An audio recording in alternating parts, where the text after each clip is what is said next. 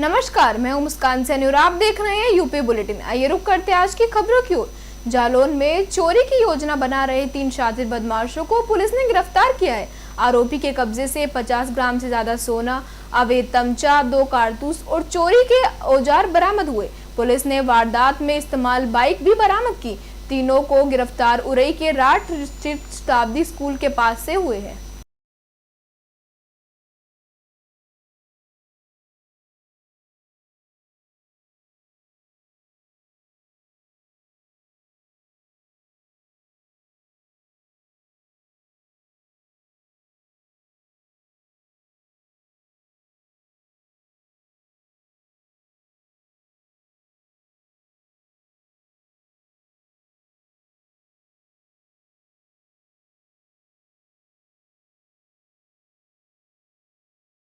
Police ने operation मुस्कान के तहत बड़ी सफलता हासिल की है। घर से लापता हुई 2 नाबालिग सगी बहनों को पुलिस ने मैच 12 घंटे में सकुशल बरामद कर लिया।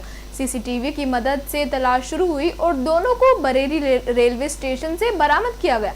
पूछताछ में सामने आया कि मां की डांट से नाराज होकर दोनों ट्रेन से बरेली पहुंची थी।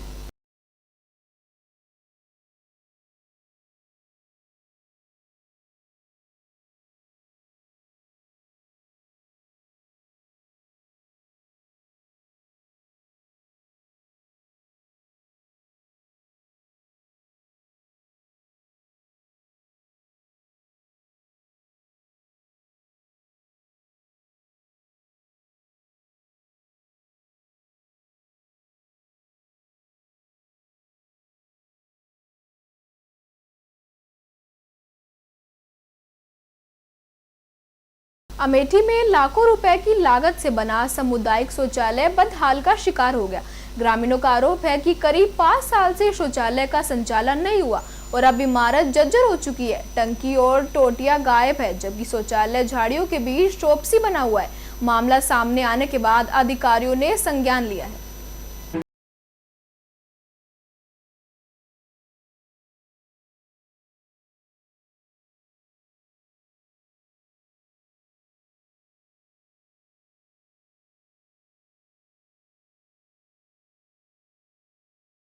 पंचायत पड़ता है जहां पर एक सामुदायिक शौचालय बन रहा था जो कि पिछले 5 वर्षों से अधूरा पड़ा हुआ है। अब उस पर देखा जाए तो कुछ ग्रामीणों द्वारा शोर पालन किया जा रहा है। क्या है जानकारी? जहाँ तक मेरी जानकारी है, मैंने अभी पता किया, ये ग्राम पंचायत बेचूगढ़ में एक सामुदायिक शौचालय बनाया गया था, जिसमें कुछ जांच का कार्य चल रहा था, जिसके कारण वो पुराने सचिव ने उसमें कुछ हेरा-फेरी की थी, जिसका जांच कार्य चल रहा था, जिसके कारण वो पूर्ण नहीं हो पाया था। अभी वर्तमान में जो सचिव कार्य कर रहे हैं, उनके द्वारा आश्वासन दिया गया है कि इसको अगले 1 माह के अंदर वो पूर्ण करा देंगे, कार्य योजना में फीड करा करके, और साथ ही साथ इसको संचालित भी करा देंगे। इसमें अधूरे होने के कारण ही गाँव के किसी व्यक्ति के द्वारा शायद अवैध कुछ काम भी किया जा रहा है। ये कोई भी सार्वजनिक स्थान पर कोई भी सार्वजनिक बिल्डिंग का निर्माण कार्य किया जाता है तो उसमें राजस्व टीम के साथ-साथ आपका विभाग भी शामिल होता है। क्या कारण रहा कि या जानकारी मिली कि उसमें रास्ता भी आने के लिए नहीं है? ये रास्ता है, लेकिन रास्ता कंप्लीट नहीं हो पाया है। ये जब बताया गया कि इसमें मनरेगा से अभी प्रोजेक्ट लेकर के और वीबीजी राम जी के अंतर्गत इसमें रास्ते का, कच्चे रास्ते का निर्माण कराया जाएगा, क्योंकि बीच में एक रास्ता नाला पड़ता है, उस नाले को क्रॉस करने का कोई तरीका नहीं है, तो उसमें ह्यूम पाइप डाल करके उसको पार कराने का रास्ता बनाया। मिलते हैं एक छोटे से ब्रेक के बाद, तब तक के लिए जुड़े रहे लोकल 7 न्यूज के साथ।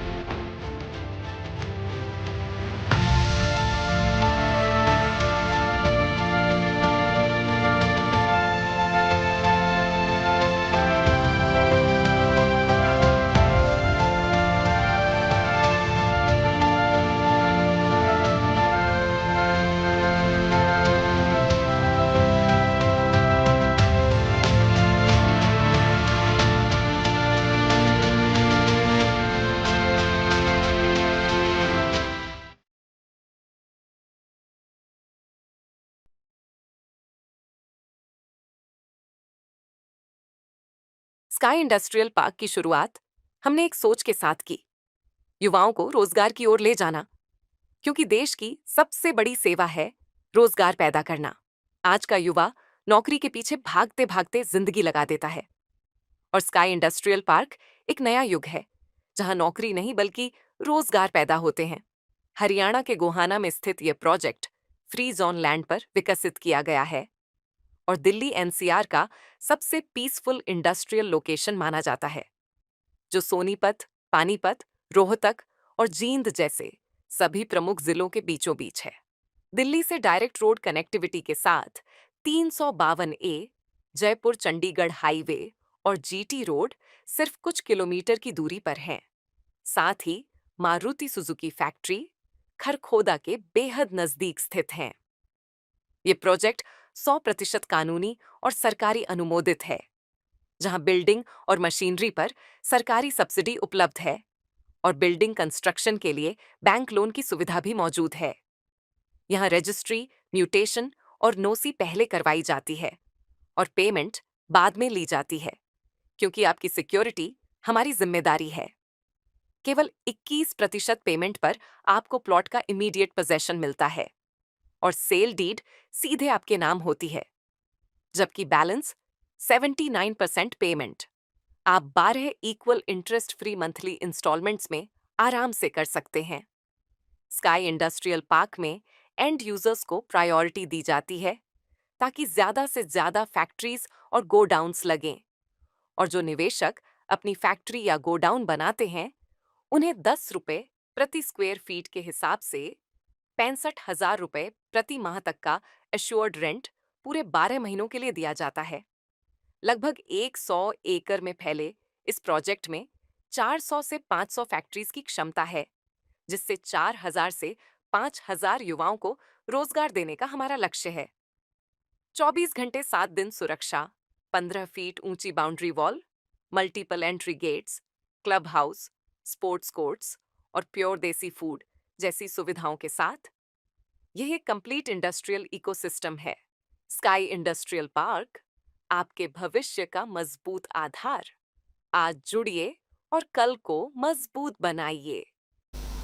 एक बार फिर से स्वागत है आप सभी का लोकल 7 न्यूज में। आइए रुक करते हैं खबरों की ओर।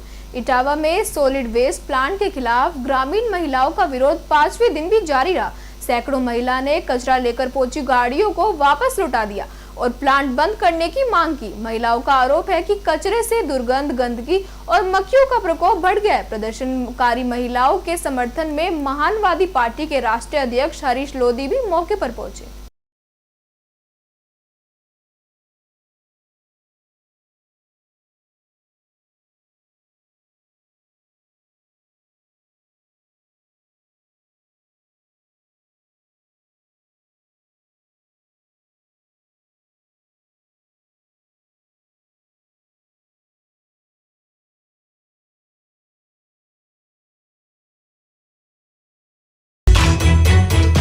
जी आज आप यहाँ पर आए हो जी प्लांट पर, जो यहाँ की दशा देखिए, क्या कहना चाहेंगे? देखिए, दिशा तो बड़ी गंभीर है।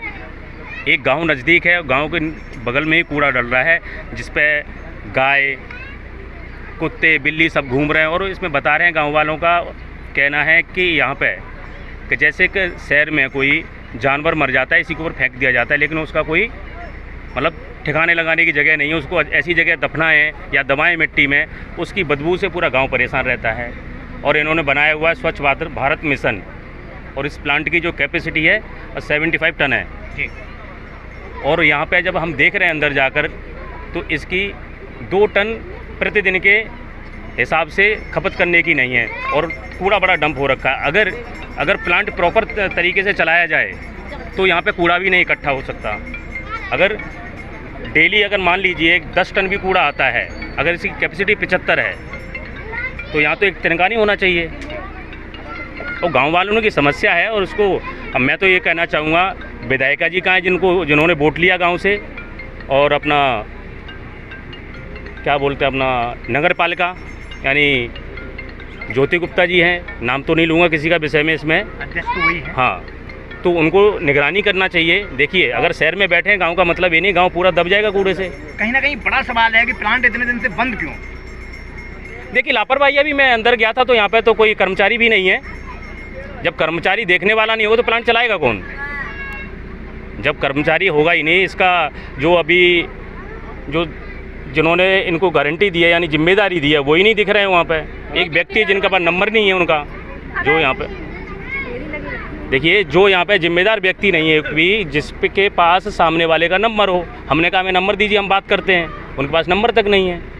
दुबे जी बताइए, आज इस प्लांट पे आए हैं आप और जो यहाँ की दुर्गति देखी है, महिलाएं भी आक्रोशित हैं और खड़ी हुई हैं यहाँ पे, आपको उन्होंने अपना दुख दर्द बताया है, तो उस विषय में क्या कहना चाहेंगे? देखिए, स्वच्छ भारत मिशन बहुत अच्छी योजना सरकार ने दी, लेकिन गंदा ग्रामीण मिशन भी चला रही है क्या सरकार? आप स्वच्छ भारत तो कर रहे हैं, कूड़ा इकट्ठा कर रहे हैं गांव के साथ किनारे पर ला के, बिल्कुल गांव के पड़ोस में, और उसके बाद उस प्लांट का संचालन नहीं हो रहा है। प्लांट के अंदर अभी हम लोगों ने यहाँ देखा तो पता चला कि मात्र एक चौकीदार उपलब्ध है, ना कोई प्लांट का ऑपरेटर मौजूद है, ना ठेकेदार मौजूद है, ना कोई अधिकारी मौजूद है, ना कोई जिम्मेदार व्यक्ति मौजूद है। यहाँ लिखा हुआ है कि प्रतिदिन 75 टन कूड़ा निस्तारित इस प्लांट से किया जाता है। यहाँ जो स्थिति हमें दिखाई दे रही है वो ये नहीं लग रहा है कि 2 टन 1.5 टन कूड़ा भी प्रतिदिन निस्तारित होता होगा। यहाँ जो ट्रैक्टर खड़े हुए हैं, जो गाड़ियाँ खड़ी हुई हैं, उनकी हालत आप लोग अगर देखेंगे तो आपको स्वतः बयान कर रही हैं कि वो ना तो उनके टायरों में हवा है, ना उनके इंजन स्टार्ट होने की हालत में है, तो ये क्या ही कूड़ा निस्तारण कर रहे हैं। अभी आप पीछे देखें, जो कूड़ों का ढेर लगा है उसके अंदर तमाम गाय घूम रही हैं, कुत्ते घूम रहे हैं। वो जो जानवर कुत्ते घूमते, मरे हुए पशु भी बता रहे हैं गांव के लोग कि यहाँ डाल दिए जाते हैं लाके कूड़े के साथ में, उनसे दुर्गंध फैलती है। और वो जो यहाँ के जानवर हैं, आसपास के कुत्ते वगैरह, वो उनको खींच कर ले जाके गांव के इर्द गिर्द छोड़ते। तो ये बाउंड्री वॉल कोई है नहीं, और ये नियम है इसका स्वच्छ भारत सर्वेक्षण में कि जहां भी सॉलिड वेस्ट मैनेजमेंट का प्लांट लगाया जाता है वहां नीम के पेड़ अधिकाधिक लगाए जाते हैं। यहाँ मुझे एक नीम का पेड़ नज़र नहीं आ रहा है। तो ये स्थितियाँ हैं, लापरवाही है, नेग्लिजेंसी है, गाँव के लोगों के स्वास्थ्य के साथ एक खिलवाड़ किया जा रहा है। मैं समझता हूँ हमारे इटावा के जिलाधिकारी महोदय को, स्वास्थ्य अधिकारी सीएमओ साहब को, जिला चिकित्सा अधिकारी महोदय को, नगर पालिका के अधिशासी अधिकारी को संज्ञान लेना चाहिए। और अगर ठेकेदार ने मशीनों को प्रॉपर संचालित नहीं कर रहा है तो उसके ऊपर बड़ा अर्थदंड लगाना चाहिए। और यदि ये सब करने में आप सक्षम नहीं है तो यहाँ कूड़ा डालने की प्रक्रिया को बंद कराया जाए।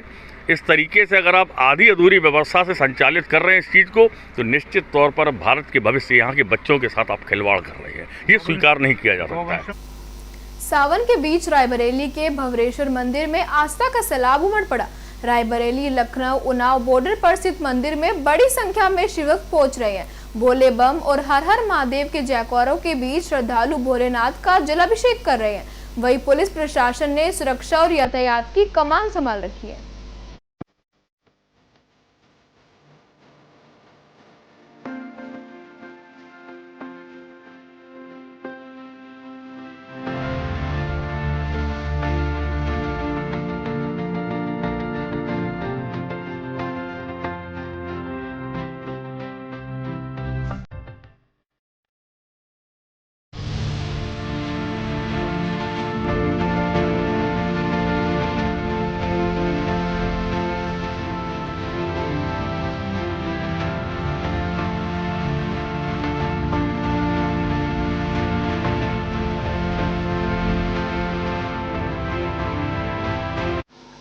फिलहाल इस बुलेटिन में इतना ही। ऐसी और अपडेट्स के लिए जुड़े रहे लोकल 7 न्यूज के साथ।